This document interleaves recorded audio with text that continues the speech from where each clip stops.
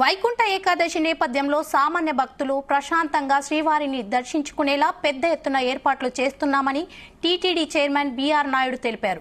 ఈ నెల 10 నుంచి 19 వరకు భక్తులు శ్రీవారిని దర్శించుకునేందుకు వీలుగా టీటీడీ అధికారులు, మున్సిపల్ అధికారులు, పోలీస్ అధికారులతో కలిసి రామచంద్ర పుష్కరిణి వద్ద జరుగుతున్న ఏర్పాట్లను ఆయన పరిశీలించారు. భక్తులు సమన్వయం పాటించి శ్రీవారిని దర్శించుకోవాలని సూచించారు. 10 రోజుల పాటు భక్తులు వైకుంఠ ద్వార దర్శనం చేసేందుకు వీలుగా పటిష్ట ఏర్పాట్లు చేస్తున్నారని తెలిపారు. తిరుపతిలో 8 కేంద్రాలలో 90 కౌంటర్లు, తిరుమలలో 4 కౌంటర్లు కలుపుకొని మొత్తం 94 కౌంటర్లలో టోకెన్లు మంజూరు చేస్తామన్నారు. తిరుపతిలో భక్తుల సౌకర్యార్థం క్యూ లైన్లు, బారికేడ్లు, షెడ్లు, భద్రత, తాగునీరు, మరుగుదొడ్లు తదితర పటిష్ట చర్యలు చేపట్టాలని అధికారులకు సూచించారు. ఓం నమో వెంకటేశాయ. ఈ యొక్క ప్రాంగణాన్ని పరిశీలిద్దామని నేను హైదరాబాద్ నుంచి వచ్చాను.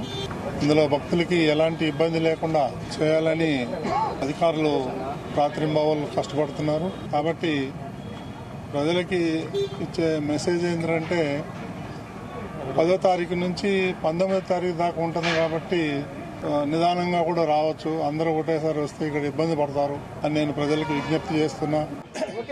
ఓం నమో వెంకటేశాయ. ఈ యొక్క ప్రాంగణాన్ని పరిశీలిద్దామని నేను హైదరాబాద్ నుంచి వచ్చాను.